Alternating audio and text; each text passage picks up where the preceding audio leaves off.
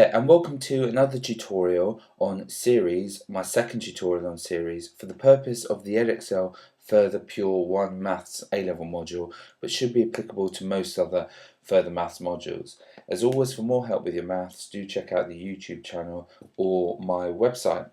Okay, as always, looking at the Edexcel specification, we're in section 5 on series, and we have looked at the summation of simple finite series in the previous section. In particular, we worked with the sum of the counting numbers, i.e. the sum from r is 1 to n of r, and we worked out that this had a formula which was a half n plus 1, okay, or we just write that as n plus 1 over 2. And in particular today we're going to look at the sum of the squares, and we're going to look at combinations of the sums of the squares and even the sum of the cubes, okay? And you don't need to know method of differences for this particular course. Right, let's start straight away. The sum of the squares, what's that all about? Well, what we're doing here is we're adding up the square numbers. The square numbers are 1, 4, 9, 16, 25, 36, 49, etc. And we're going to add those numbers up from the first square, 1 squared, second squared, 2 squared, all the way up to the nth square number, which will be given by n squared. So, we're summing from r is 1 to n r squareds, and that gives us 1 squared, 2 squared, 3 squared, all the way up to n squared. And we have a formula to work this out, to actually evaluate what this answer would be. And it's given by a 6, then n plus 1 multiplied by 2n plus 1. Okay, so that's the sum of the squares. We are also need to be aware of the sum of the cube numbers, which, if you take a second on your own here, just see if you can maybe write down what that would be in sum notation and what that would be written as a sum. So take a few seconds, just have a go yourself. Hopefully you would have realised it could be written as this. It's the sum from r is 1 to n of r cubed, and that's equivalent to 1 cubed plus 2 cubed plus 3 cubed all the way up, and you stop at the nth cube number, which is n cubed. And that's given by the formula a quarter n squared n plus 1 all squared. Okay, now you do not need to know that this sum equals this final answer and this sum equals this final answer. You don't need to remember that, but you need to be aware that these formulas exist and they're given in your formula booklet, and you need to be able to use them. Okay, so that's the main thing you need to be able to do in this chapter. A nice little, if you did want to remember one of them, really nice here, the sum of r cubed actually turns out to be the sum of r all squared. Let's just see why that is.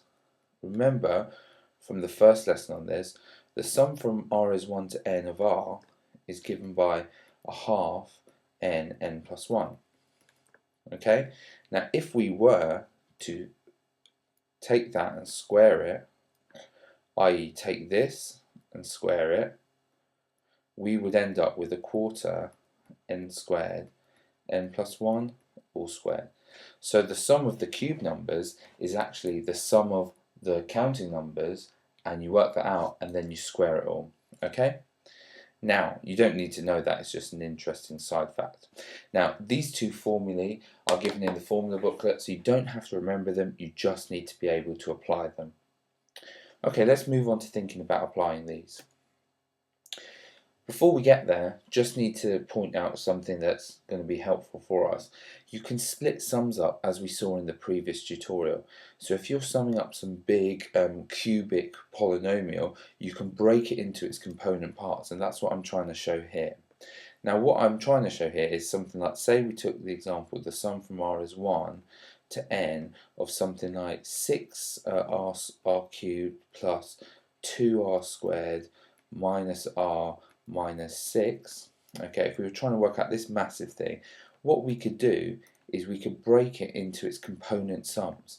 So we could say that 6 lots of r cubed from r is 1 to n plus 2 lots of r squared, the sum of r squared from r is 1 to n, minus 1 lot, the sum of r is 1 to n, of just r, and then minus 6 lots of the sum from r is 1 to n of 1.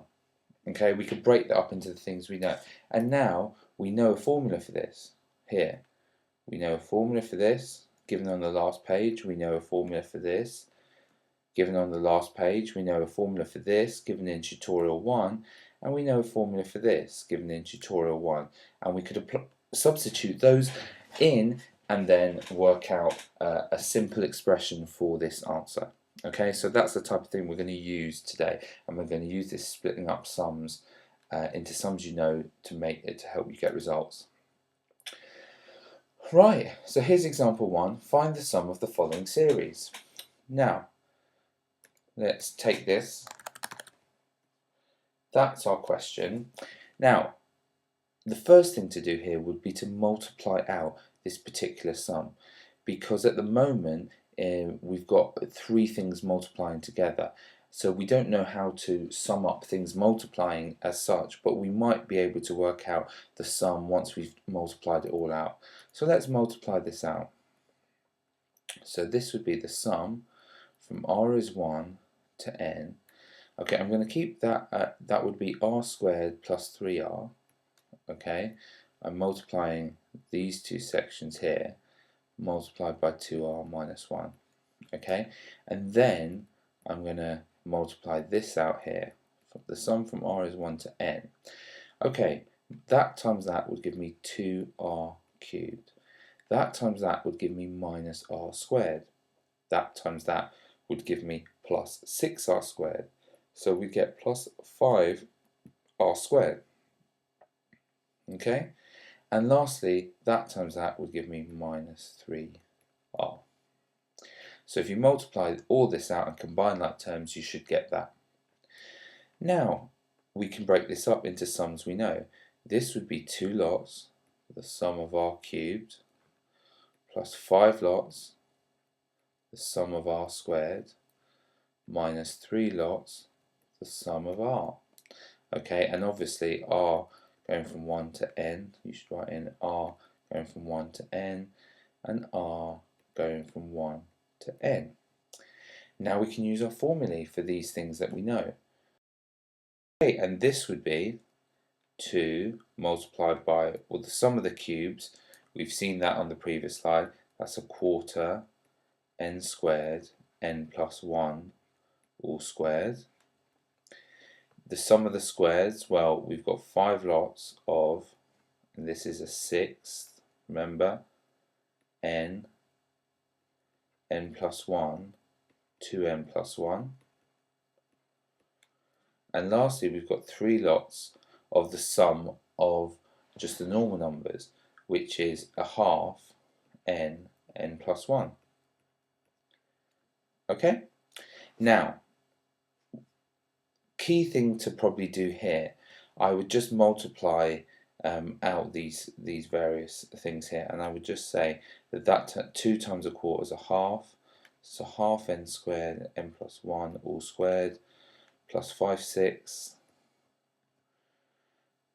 n plus 1, 2n plus 1, minus 3 over 2 n plus 1.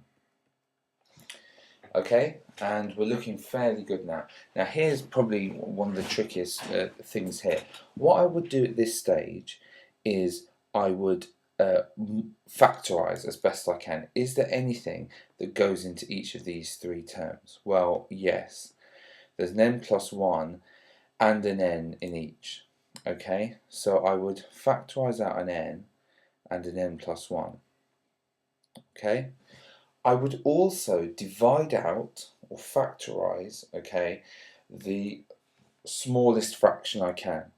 If I divided everything by a sixth, it would make things whole numbers within here because of this sixth here. If I divided out by the sixth, it would make this a whole, this whole, and this whole. Okay, so I'm dividing out by a sixth, the smallest fraction. Okay, now what does that leave me with? Well, a half divided by a sixth is actually 3, and we've divided out 1n and 1n plus 1, so we would have 1n left and 1n plus 1 left. If I divided out a sixth here, I'd just be left with the 5. The n and the n plus 1 have been divided out, but I still have my 2n plus 1. And if I divided out a sixth here, well, 3 over 2 divided by a sixth actually turns out to be 9, if you want to do that on your calculator or fractions in your head, and you've divided out the n and the n plus 1. And things are looking a lot better now. So tidying this up, this would be still a sixth n plus 1, and we're just going to multiply this out and try and collect like terms. This would be 3n squared plus 3n, okay, plus 10n plus 5 minus 9, and last bit of tidying up here, a sixth n plus 1, and I think we're getting 3n squared plus 13n minus 4. Okay, and you're virtually there. You could have a go at trying to factorize this here, but you actually can't factorize that. So the sum of the following series, that sum there actually turns out to be that particular answer there with n's in it. Okay, the next thing a typical exam question would say, they'd say hence evaluate that. Well, we found out from our working just now that the sum from r is 1 up until n of this thing, r plus 3, 2r minus 1, is given by this formula here. So now we've got to use that knowledge to work out a sum that's not from 1 and ends not at n but at 40. So I would say, and I would just write, the sum from r is 11 up to 40, okay, of r plus 3, 2r minus 1 must be, well, it must be the sum from r is 1 to 40 of this thing we know. We've got to use the expression we know. Okay, it's that sum, but when you've done that sum, you've overcounted the first, the second, all the way up to the 10th. Okay, because you only want to count from the 11th r up to the 40th r. So you must subtract the first up to the 10th of r plus 3, 2r minus 1. Okay, and we're there now.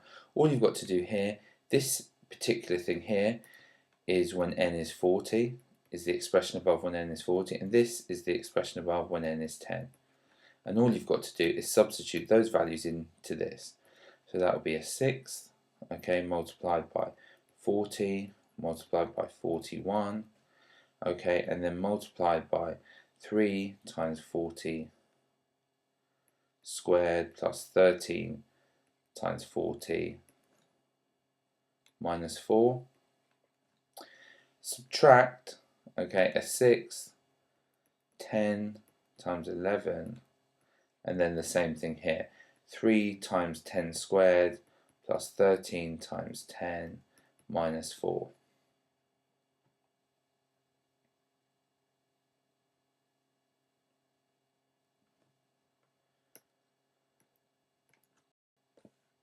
And this turns out to be, if you work this out, this is a 6, 40 multiplied by 41 multiplied by 5316.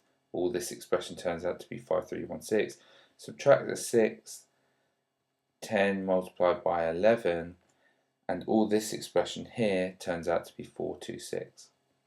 You work these two out and you subtract them from each other, you should get, with a bit of luck, 1,445,230. And you are done. You have worked out that complicated sum there using simpler sums. Okay. Next thing I want you to do, I want you to pause the video. I want you to have a go at the following very similar question. I want you to try and show this sum here from r is 2 up to n is equal to this thing here. And then I want you to try and evaluate this sum by substituting in a particular n value in there. So pause the video, take a second, work through this, and see if you can get the right answer. Off you go.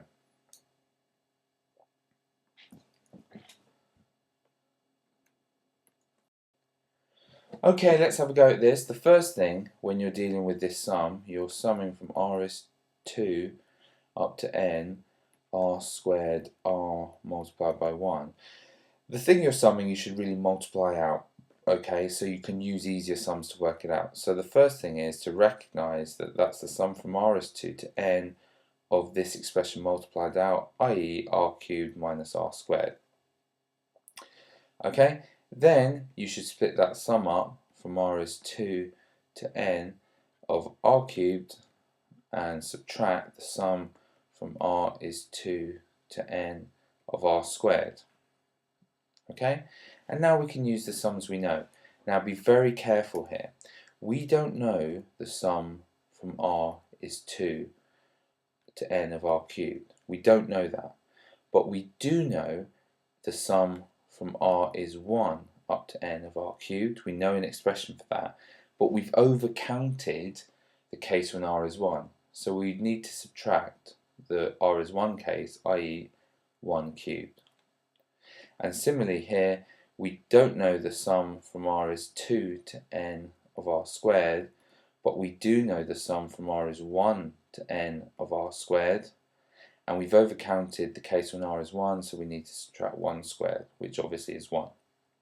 So, using that knowledge here, this is going to be equal to the sum from r is 1 to n of r cubed, okay, subtract 1,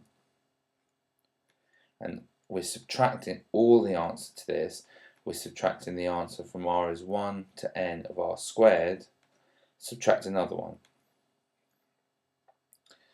Okay?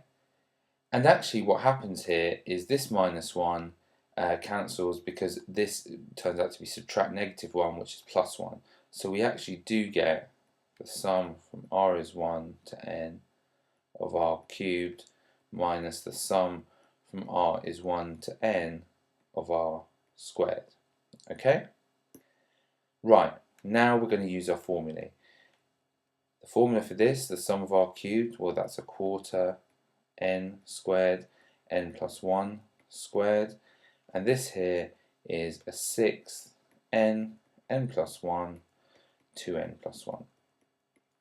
Okay, very good, we're nearly there. Now remember, we want to divide out what's common in both. Well, there's an n and an n plus 1 in both. We want to divide out a fraction as well, but we want to divide out a fraction that both 4 and 6 go into. Now 4 and 6 both go into 12, so if we divided out a 12th, that would fix these to be whole numbers. A quarter divided by a 12th actually turns out to be 3, and you've still got an n plus 1. A 6 divided by 12 turns out to be 2, and you've still got a 2n plus 1 here. And now it's simply a case of multiplying this out here, so let's have a go at multiplying this out. This would be a 12th n plus 1. You get 3n squared here, plus 3n, subtract 4n, subtract 2, and we're getting close to our answer here. If we combine everything here, this is 3n squared minus n minus 2, and we could actually factorize this in this case. Well, this factorizes to 3n and n, and we would need for that our minus 1 here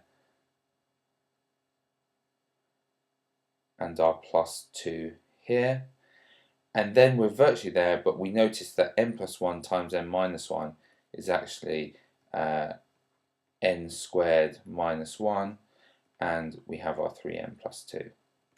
So we have got the answer that we required. Okay, and now going on to the next part of the question. Hence we were to evaluate this. Well, let's write this in sum notation. This is the sum from r is 2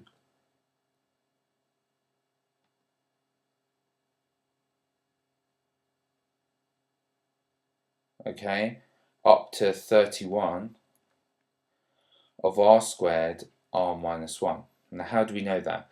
Well, when we put 2 in, we would get 2 squared times 1, so 2 squared times 1. When we put 3 in, we would get 3 squared times 2. When we put 4 in, we would get 4 squared times 3. Now when we put 30 in, we would get 30 squared times 29, and when we put 31 in, we would get 31 squared times 30. Okay, so it was just, you needed to take a second just to think in your head what actual sum was going on there. So all we had to do is substitute n is 31 into the formula here and work it out. So it'd be a 12th, 31 multiplied by 31 squared minus 1 multiplied by 3 times 31 plus 2. And all we have to do is work that out, and then we're home dry. And if you work that out in your calculator, you should get 235,600. Okay? Right, and that's the end of this particular tutorial. I hope you found that useful. Just for you to make sure you've understood it fully, I would suggest you read chapter 5 in the FP1 book, page 107 to 113. Look at their examples, and you need to do question 5. You need to do exercise 5D, questions 3, 4, 5, and 6, and 5E, all of that. And then tune in for our next video to continue working through the FP1 syllabus.